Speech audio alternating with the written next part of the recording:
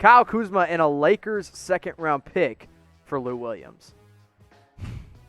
No, I don't think a second-round pick in Kuzma is worth Lou Williams. Lou Williams was sixth man of the year, or I guess second runner-up to Montrezl Harrell.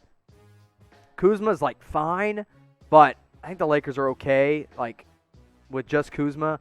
And second-round pick isn't going to be enough to kind of move the needle for the Los Angeles Clippers when it comes to Lou Williams. I think he would be a huge boost off the bench. Obviously, he would change kind of the dynamic of what that offense would look like off the bench, but I'm afraid the Clippers just say no. I don't think they would be able to do that. But something you need to be able to do is check out this deal at chatsports.com/NBA mask. Go rep your favorite team. Maybe it's the Lakers. Maybe it's another team. Whatever team it is, whatever style you want, and however many you need, you can go get them at chatsports.com/NBA mask. My favorite thing about this is that it's an easy stocking stuffer. Everyone needs a mask nowadays, so it's one of those things where people don't even have to ask about, and you just put it in their stocking, and they'll be happy that they got one. Especially if they have your favorite team on the mask. Chatsports.com/NBA mask. That's the best place to go. It's the best place to find your favorite team mask today at an awesome price. I believe they're shipping for free for a limited time only, so go check them out. You can get one, packs of 2, packs of 3, or packs of 4. However many you need, go check them out. That link right here, chatsports.com/NBA mask. Smoke Show 24 says best free agent signing of the offseason. Ooh, good question. I'm going to stay away from re-signings. So, guys like Brandon Ingram, Fred VanVleet, those would obviously be near the top of it. But since they stay with their own teams, that's not as fun. So the 3 guys that I think were the highest quality signings based on their contracts, Montrezl Harrell, Serge Ibaka, and Christian Wood. Christian Wood to the Rockets for $40 million over 3 years was a steal in my eyes. Now, I'm not sure how well he's going to fit on that team because I don't know what that team's going to look like here in a little while. Serge Ibaka, though, to the Clippers to make up for Montrezl Harrell. You could argue Serge Ibaka is a better fit on the Clippers than Montrezl Harrell was anyway. And then Harrell to the Lakers, I mean, come on, mid-level exception. It's not even fair. Come on, Lakers. Give somebody else a chance. Getting a sixth man of the year for $9 million a year is absolutely ridiculous. So all 3 of these were probably my favorite free agent signings. Maybe they weren't the best, but they were my favorite. You look at guys like Gallinari, Bogdanovic. I think they got overpaid. Gordon Hayward is probably the best player that got picked up besides, being guys that got re-signed. But, again, overpaid. So what do you think was the best free agent signing this offseason? Let me know in the comment section what you guys think on this one.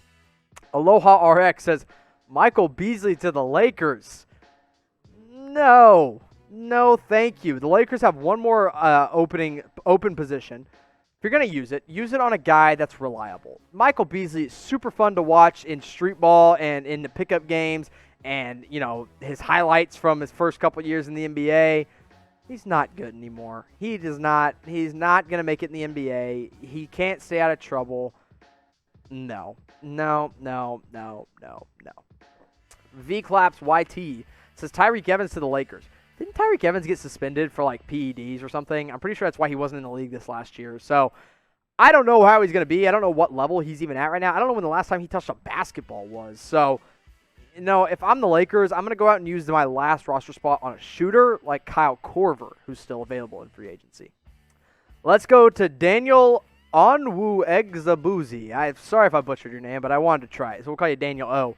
So which teams make the finals from both conferences? Ooh, good question. So originally, I picked the Warriors to come out of the Western Conference, but now Klay Thompson's down and out. I don't think that's going to happen. In fact, I think they're like a 6th seed in the Western Conference. So I know this is a boring pick. I know you guys are going to boo me, and that's fine. You can boo me for it. The Lakers, they're going to come out of the Western Conference. They are the team to beat in the West. I think they will be right back there at the top of the Western Conference. Out of the East, again, I know it's boring, but they're in urgency mode. The Bucks have to make it. They have to make it, or else Giannis is gonzo. So I'll go Bucks and the Lakers, but you could convince me of a few teams in either conference. Kevin Hankinson says sleeper MVP. I know it's not a sleeper, but I mean he's the number one pick right now is Luka Doncic. I mean if the Mavs are top 4, he's got to be an MVP candidate.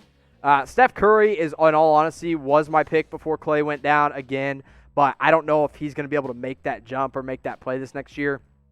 So, I don't know if it's a sleeper, but I'll go with Luka Doncic. If you want to go sleeper, Kevin Durant coming off that Achilles injury. I think he might be able to pull it off, but I'm leaning Luka right now as my MVP pick. Now, I think it might be Steph Curry, but I'm also leaning Luka Doncic right now.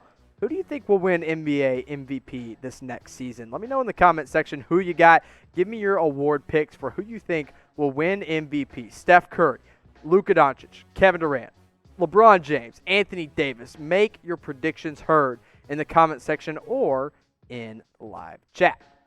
Andrew Gutierrez says, Kings fan here. Do you think Hield and Whiteside could be traded to a contender at the trade deadline? I think Hield could. I don't think anybody cares about Hassan Whiteside. I mean, he's on a minimum contract, so you're not really going to trade him for anything super useful, in all honesty. I mean, if you package him with Buddy, yeah, you get a little bit of money there. But I think Hield is definitely going to be traded by the NBA trade deadline. Watch out for the Dallas Mavericks to get in play there. Maybe if the Golden State Warriors are like, this team isn't working, we need more shooting, they could go out and get Buddy Hield. Maybe if a team like the Lakers, it doesn't like what Wesley Matthews is doing and they want to package, West and maybe KCP, that could be a thing. But I don't know what the return is going to be because people are like, oh, Buddy Hield, he just came out of college, he's really young. Buddy Hield's 28 years old. So, I mean, you're not going to, trade the house for him, but I like Buddy Hield a lot. I think he could be really helpful on a good team. Blada00 says, what's the most overrated NBA team for the 2021 season? Ooh, good question. Most overrated team.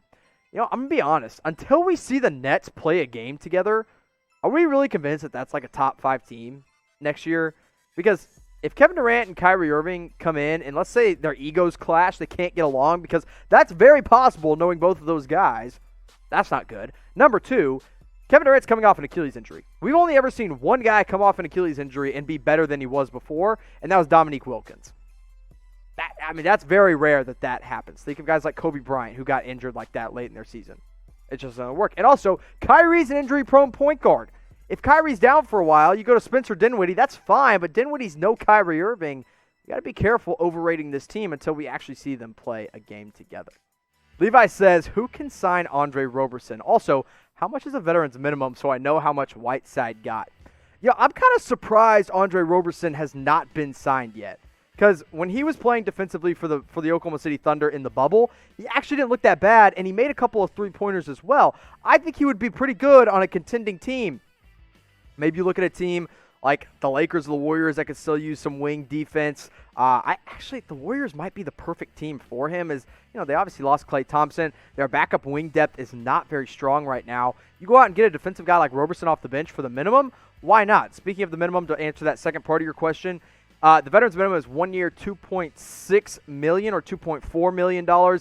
Either way, it's still a good chunk of change, a little bit more than you or I will probably ever see in our lives, Levi.